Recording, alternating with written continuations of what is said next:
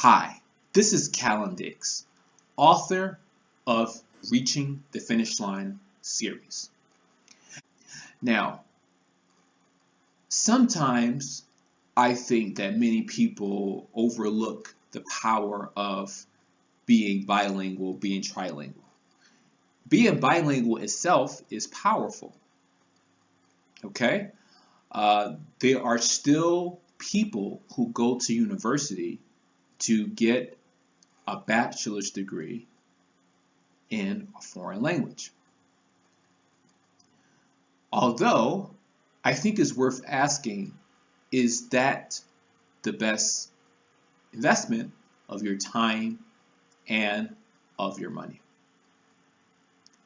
Now, many people do just fine by having the fluency skills without having a degree. It depends on your intention.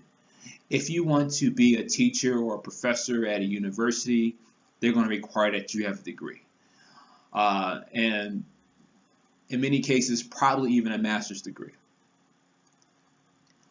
However, and to be honest, there's not a whole lot of career paths outside of that, besides the teaching.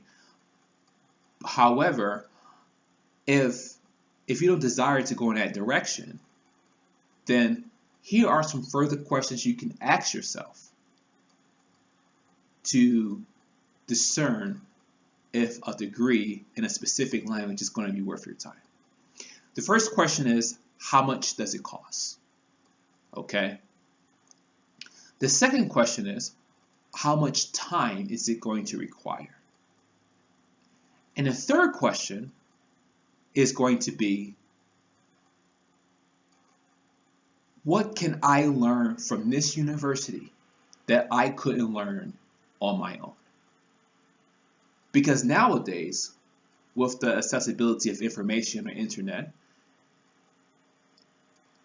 you can come pretty close, if not exact, about learning what are in these course curriculums and learning these things independently. So those are the three questions that you have to ask. As far as the value in these languages, let's talk about that. Because recently, there was the international poll done by YouGov. This poll was done across 23 countries.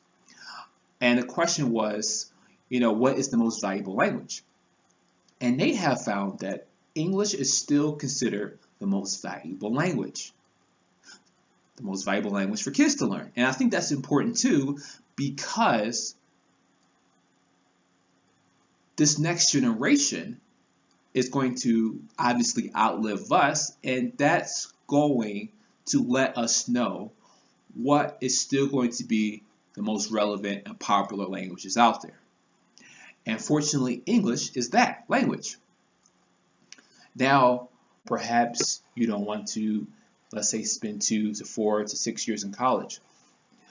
You can instead take an alternative path and seek things like massive open online courses, and as well as other types of company-sponsored learning that's available to the public. So, for example, if marketing was one thing, you have companies like HubSpot. You have companies like Google, who has company-sponsored learning, but is open to the public. You don't have to work for the company to benefit from that. So those are things to consider.